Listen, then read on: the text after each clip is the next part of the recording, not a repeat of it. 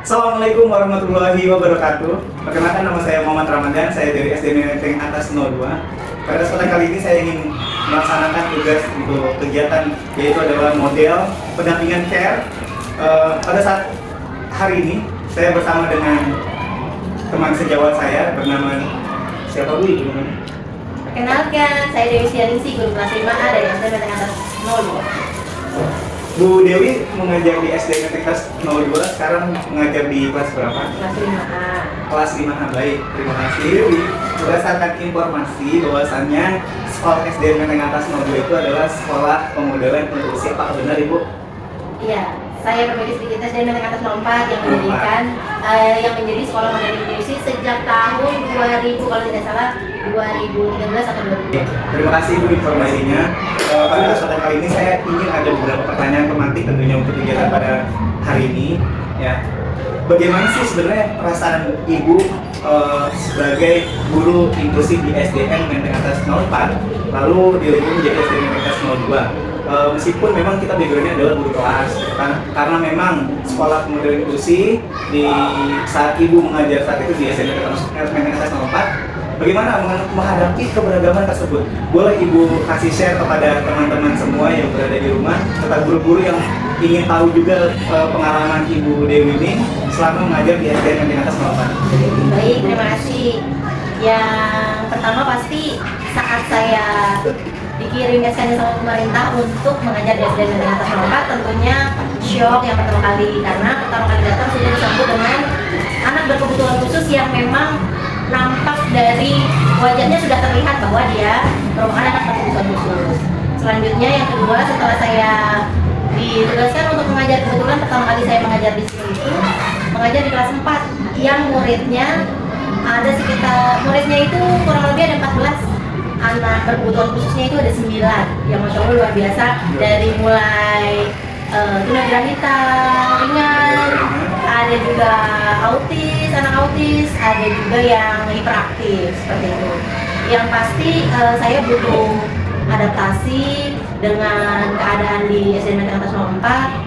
Saya juga banyak bertanya dengan guru-guru yang sudah lebih dulu mengajar di SD Menteng Atas 04, dan saya juga diikutsertakan dalam pelatihan-pelatihan yang diselenggarakan sama Dinas Pendidikan.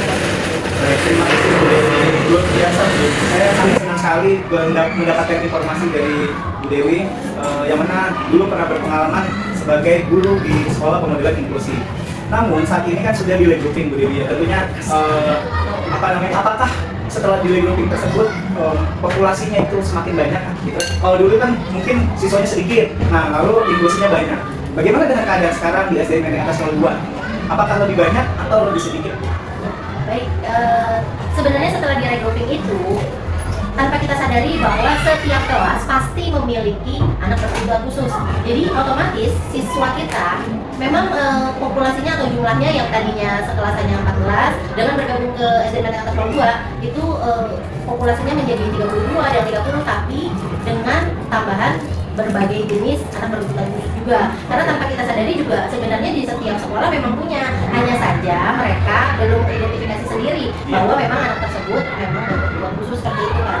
Oke. Tantangannya nih Bu, tantangannya setelah melihat background kita kan bikin dari KGS ya, bikin dari sekolah dasar, bukan dari sekolah dulu Pendidikan khusus. Nah, tantangannya seperti apa nih Bu? Kondisi saat ini di SD Menteng Atas 02 yang mungkin lebih sedikit tadi menurut Ibu yang bisa disimpulkan lebih sedikit gitu kan dibanding di SD Menteng Atas 04. Tantangannya seperti apa? Boleh Ibu sampaikan juga teman-teman di rumah? Tantangannya memang masih sama ya, dalam memberikan pembelajaran sehari-hari. Kita masih bisa disebut kewalahan. Kenapa? Karena anak berkebutuhan khususnya itu klasifikasinya kan berbeda-beda. Ya, jadi karena kita belum banyak informasi tentang apa sih pembelajaran yang harus diberikan yang cocok untuk jenis anak berkebutuhan khusus tersebut. Jadi kita masih terkendala dengan pembelajaran sehari-hari seperti itu. Untuk penanganan seperti anak-anak yang suka tantrum, kita juga masih sejauh ini hanya bisa menekan atau seperti kayak memfasilitasi supaya tidak tantrum bagaimana gitu, atau kita memberikan bahwa anak yang berkebutuhan khusus jika memang saat pembelajaran memang sedang tidak mau belajar, ya sudah kita biarkan saja Pak Ramadan, kita kasih kesibukan yang memang dia suka supaya tidak mengganggu anak reguler yang lain seperti itu. Oke, kalau dari segi pembelajaran Ibu, nanti kan kita kan ada spesifikasinya nih. Kalau dari segi pembelajaran, apakah anak tersebut ditargetkan seperti dengan anak yang reguler, anak inklusi dan reguler, dengan PDPD, jadi kan apa namanya, peserta didik penyandang disabilitas dan reguler. Apakah dia mempunyai apa namanya pembahasan yang sama atau dibedakan? Ya, tentu saja targetnya akan berbeda. Misalnya belajar matematika, teman-temannya belajar pecahan, ya dia masih dalam tahap benda konkret, misalnya seperti apel dibagi berapa, seperti itu. Jadi kita turunkan CP-nya ya Pak Ramadan ya. Seperti itu. Baik, terima kasih Bu Dewi. Selanjutnya nih, kan tadi kan kalau dari segi pembelajaran sudah diturunkan gitu kan. Artinya benar gitu. Desain ini pusat pembelajaran itu atau program untuk anak-anak inklusi itu memang dipisahkan, gitu kan, tidak bisa disamakan. Gitu. Berarti secara tidak langsung di SDN Atas 2 sudah melaksanakan hal tersebut. Baik, terima kasih. Baik, Bu Dewi. Secara spesifik, saya ingin minta, kan Bu Dewi sudah berpengalaman. Artinya saya minta salah satu spesifikasi gitu kan yang pernah diajarkan sama Bu Dewi. Setahu saya ada anak murid yang berinisial JS gitu ya, JS gitu, maupun ada yang lain juga gitu kan. Tapi saya lebih cenderung si JS nih gitu kan. Tadi Bu Dewi juga sudah memberitahukan gitu kan keberagaman atau keragaman bagaimana kondisi di kelas anak-anak inklusi di kelas Bu Dewi yang pernah diajarkan gitu kan. Contoh si JS gitu kan. Bagaimana sebenarnya karakteristik dia yang Bu Dewi ketahui? JS ini alhamdulillah salah satu murid berkebutuhan khusus yang perkembangannya masya Allah ya gitu, meningkat dari yang bisa dibilang hiperaktif, tidak bisa diam di kelas, moving terus gitu, ganggu teman-temannya. Sekarang seiring bertambahnya usia, terus dia juga mungkin pemahamannya bertambah, sekarang sudah bisa seperti teman-temannya dulu, walaupun sesekali masih jalan keluar kelas seperti itu. Tapi sejauh ini tidak seperti saat dia baru pertama kali kelas 1 dan kelas 2 yang benar-benar lari ke sana lari ke sini seperti itu Pak. Oke, tadi kan Bu Dewi juga menyatakan bahwasannya kurang konsentrasi ya, dalam belajar ya, bisa sampai bisa dikatakan seperti itu. Ataupun moodnya dia lagi kurang gitu kan dalam belajar, namanya anak inklusi kan, PDPD gitu kan. Nah, sampai apa apakah Bu Dewi pernah gitu kan memberikan media-media konkret gitu kan ke si inisial JS ini gitu kan, anak PDPD ini, media apa kira-kira konkretnya? Ya, karena JS ini kalau saat pembelajaran bahasa Indonesia seperti membaca ya, memang dia baru bisa 2 suku kata Ramadan ya. Jadi dia ketemu huruf mati seperti itu atau H atau N, dia masih sulit untuk membaca kata tersebut. Tapi kalau misalnya kayak bola gitu, budi gitu, dia sudah bisa. Dia bisa. Si JS ini lebih cenderung senang di berhitung matematika. Luar biasa. Biasa. Walaupun belum penjumlahan penyimpanan, hanya kalau untuk penjumlahan ya masih 1 sampai 10 ya Pak Ramadan. Terus pengurangan juga belum bisa yang meminjam.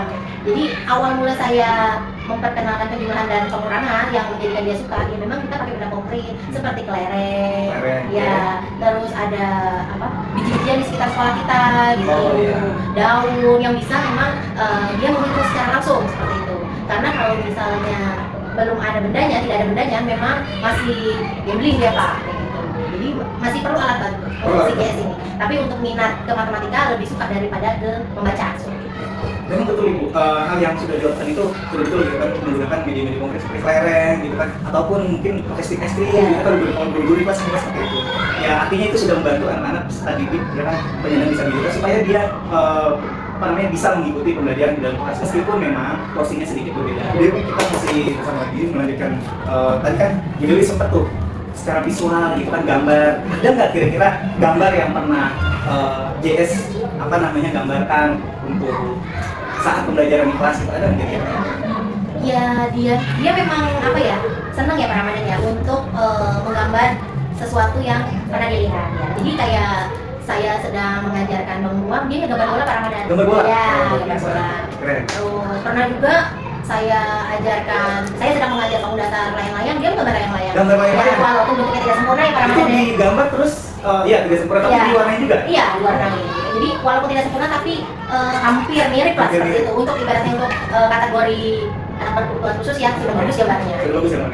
Baik, kalau itu kan dari segi gambar tuh. Tapi kalau dari segi pembentukan, JS ini sudah mencapai, udah bisa mencapai 1 sampai dengan 100 atau bagaimana? Sudah sampai 20 Pak Ramadan. Tapi itu terbata-bata dan mengetahui angkanya seperti apa gitu. Iya, untuk menghitung secara berurutan memang baru sampai 20 Pak Ramadan. Hanya saja kalau misalnya kita saya tulis di papan tulis lambang bilangan ya, 1 sampai 99 dia sudah bisa. Walaupun misalnya 25 dia masih 25 gitu, tidak pakai 10 kayak gitu Pak. Tapi kalau dari segi kefokusan itu fokus dia ya, fokus di kelas. Dia untuk fokusnya alhamdulillah sudah meningkat. Yang awalnya memang hanya bisa berdiam 5 sampai 10 menit, sekarang saya kasih tugas soal matematika 10, jadi mengerjakan sampai selesai, setelah itu baru dia jalan-jalan lagi. Ya, tentunya itu yang sudah direncanakan gitu kan, aksi dari Bu Dewi di kelas. Itu bagian dari kebutuhan dari Jafar ya. Ya. Karena kan berbeda-beda. Kalau dari siswa lain pasti berbeda juga. Ya. Oke, baik Bu Dewi. Lalu selanjutnya gimana nih? Kalau dari segi penilaian pasti berbeda juga ya. Berbeda juga dengan anak-anak yang reguler gitu kan ya Bu Dewi kayak kan kita kembali ya. Kan ada istilahnya namanya bentuk diferensiasi. Kan ada konten, ada proses dan produk. Tadi kita menginisialkan itu adalah JS. Nah, sebenarnya si JS ini pernahkah dikasih konten pembelajaran kan gitu? Kalau tadi sebenarnya konten sudah ada sih. Saya pengen dari produk deh, dari produk. Kira-kira produk apa nih yang pernah dibuat oleh inisial JS di dalam kelas itu? Boleh dijawab. Kalau produk itu misalnya teman-temannya belajar bangun ruang ya, membuat bangun ruang menggunakan karton, tapi si JS ini kita bantu dengan plastisin, Pak Ramadan atau plastisin ya. Iya, plastisin. Jadi dia saya berkesempatan atau kita bebaskan untuk membentuk benda-benda atau bangun datar atau bangun ruang dari plastisin tersebut.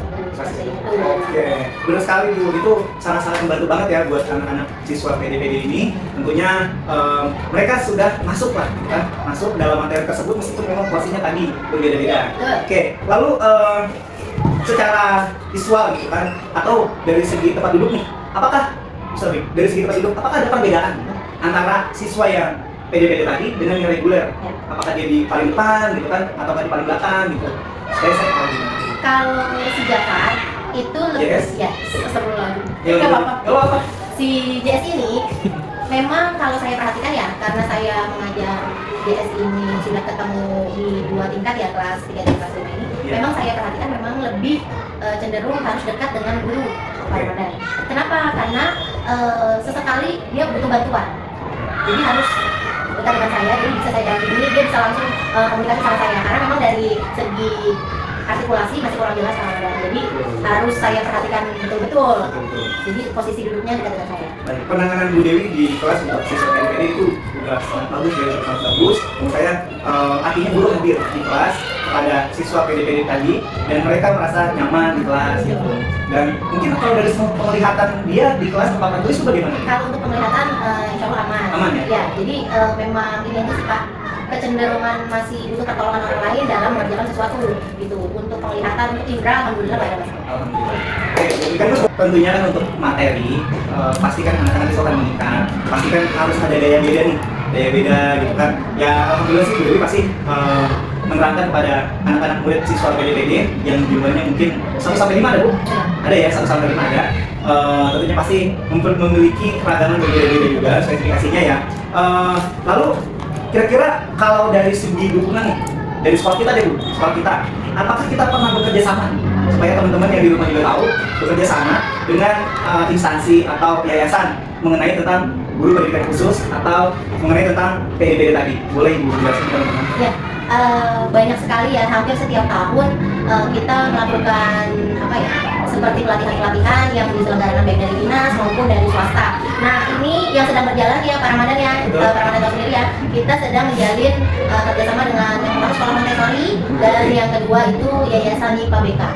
Ya, selain memberikan terapi secara gratis untuk siswa berkebutuhan khusus tadi, mereka juga memberikan pelatihan-pelatihan kepada guru bagaimana cara menghadapi atau mensiasati anak berkebutuhan khusus tadi di kelas supaya tetap bisa belajar seperti teman-temannya seperti itu. Oke, terima kasih Bu Dewi, informasi itu sangat bagus ya, alhamdulillah. Artinya juga sekolah hadir melihat keadaan bagaimana sekolah kita, dan ke depan tentunya juga orang tua itu tahu bagaimana dengan kondisi anaknya gitu kan. Terkadang kan orang tua ada juga yang tidak tahu bagaimana kondisi anaknya.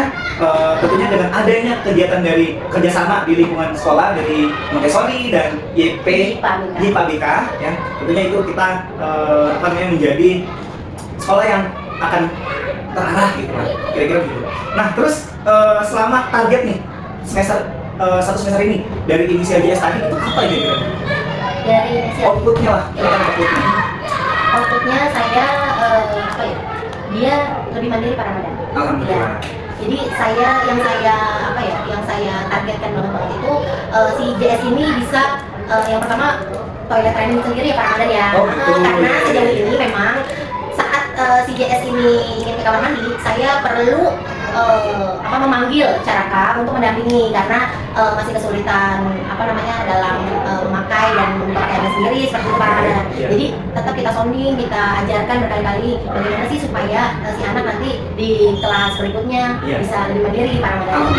Betul Bu Dewi. Dari siswa PDPD ini selain dipisahkan gitu kan antara reguler dengan inklusi tadi PDPD tadi, tapi juga tentunya kita memberikan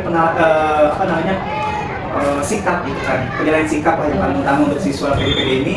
Ya alhamdulillah kalau Bu Dewi sudah ingin menjalankan selama atau menargetkan selama 6 bulan ke depan 1 semester ini. Itu ya teman-temannya.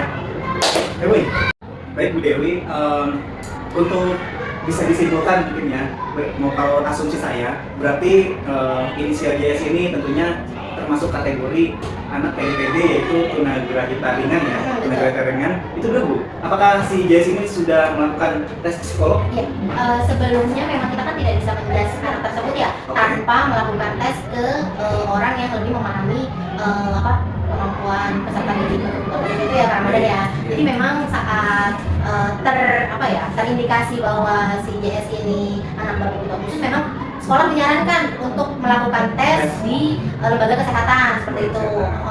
Jadi memang kami sudah punya, saya ya terutama sudah punya printout dari psikolognya si JS ini yang menerangkan bahwa memang JS IQ-nya di bawah teman-temannya dan termasuk kategori tunagrahita. Dan Bu Dewi juga tentu memahami ya. Kalau tadi kan kita hanya mengambil satu spesifikasi saja. Tentunya adakah kategori-kategori lain gitu kan dari siswa PDPD yang Bu Dewi ajarkan? Yang satu kelas dengan JS. Ya, ada. Kategori apa itu kira-kira? Kalau yang satu itu inisialnya si HE ya. Dia cenderung ke speech delay. Oke. Sama kalau yang IQ-nya di bawah 50 borderline juga ya Pak Ramadan. Ya, udah itu aja sekarang. Itu aja. Oh, termasuk 2 kategori ini. Jadi ada 3 kategori ya yang masuk siswa PDPD di kelas Bu Dewi yang pernah ajarkan. Baik teman-teman semua, saya mengucapkan terima kasih Bu Dewi pada kesempatan hari ini. Tentunya ini memberikan manfaat juga dengan pesan keilmuan pada teman-teman semua, melengkapi tugas saya di sebagai coach dan coach Bu Dewi. Sekali lagi mohon maaf dan terima kasih teman-teman untuk menyaksikan pada kesempatan kali ini. Kurang lebihnya mohon maaf. Semoga yang baik itu datang dari Allah, yang kurang saya mohon maaf sebesar-besarnya. Terima kasih Bu Dewi. Salam dulu. Ya. Assalamualaikum warahmatullahi wabarakatuh. Yeay.